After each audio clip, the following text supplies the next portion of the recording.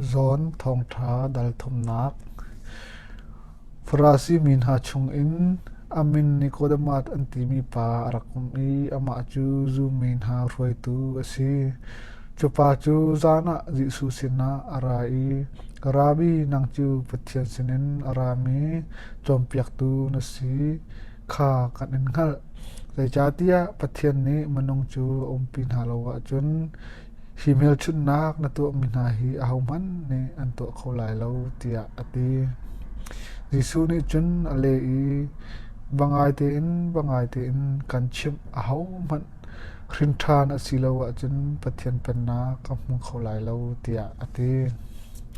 ni kodabat ni chun ani chu athoi zetinda patleng asachang mi chu khrin asi kho than lai zetinda anu pachong an avoid ni naglutin khrin chu asi kho lai tia ti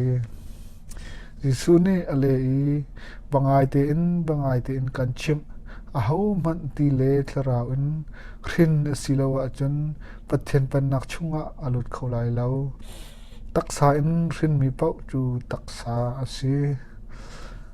thlaraw in khrin mi pau chu thlaraw asi khrin than rim na si a her kan ti te ka nak kharwa halha khi chu adu nak pawa arhang kau athong chu na thai seman zalo khozai inda arati khozai ada akal ti kha nang lo thlaraw in khrin mi pau chu chaman tuk chun asi tia ati ne kodabat ni chun hi thil na hi zetinda achan kho lai tia ati jisu ni chun zetinda nang Israel chompiak tu asemi ni hi thil na hi nang khal kho lo bangai te in kan chim kan khal mi kha kan chim mi kan mu mi kong kha tate kan khan sipan selo kan tate khan mi kha na chau hlang lo volei thil kha kan chim mi nan zum lo wa chun van thil in chim ning lo zetinda na zum khong ha van I mi pa van in rong tum mi da ti lo chu mazai man vana angkai lo mausat ni ramlaka arul atar bentukin mi fapa zong tar asvelai chute chun mazai man ama azum mi chu rok lai lo sipan selo zong zal nun na an ngai lai nei chatia pathian ni volai hi ador ran cha a fapa ngai chun kha apek chu cha a ama azum mi pau chu an rok lai lo sipan selo zong zal nun na an ngai lai nei chatia volai bachai dinga pathian ni afapa volaya athla lo sipan selo ama thongen volai hi kham asinak nga cha a asi ama azum mi chu pathian ni bia achai lo sipan selo azum lo mi chu bachai asidiam chang se chatia pathian papa ngai chun min kha azum lo cha a asi chun hi bachai nak chu asi chiu nak kha volaya aphan ko sipan selo anto sarnak athat lo cha a manung ni mui nak kha chiu nak nakan atu deu chu cha a thul thalo atu mi pau ni chun chiu nak kha a huat se chatia athil tu mi kha lang tar sinak ngalo chiu naka ara lo sipan selo pathian thongan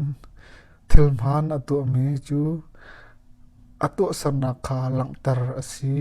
naka chiu nak cha a ara tia ati judi nuwa jisu le azul tu na chu judiaram chunga ankal chuka achun amma he an bacham I mi kha baptisma apek na chun slim khua pong eknon a titam pi cha a zon zong ni baptisma apek na I chuka achun mi an ra I baptisma apek na le chatia zon kha thong thlak sri lo chutika zon zul tu na chu Zumi pa anit thet nak nang chang konga bia an el chun zon sina ambakali Rabbi Jordan teva rali nang masina arak akong tete na khan mini khan zauman mi baptit ma apek ngai mi vial te asina ankal tia anti zon ni chun chu van in pathian ni apek lawa chun mi ni zai man achau kholo keima chu khri kuslo seman chalo amaya tha mi kasi kati kha nan ma rim ni pai tate nan khan kha thit mi ngak nu angai tu chu nu pathi pa kha asi seman chalo nu pathi tu pa I koi chu adiri abia kha angai nu pathi tu pa o kha athek cha alom tok chu rong a chu te chun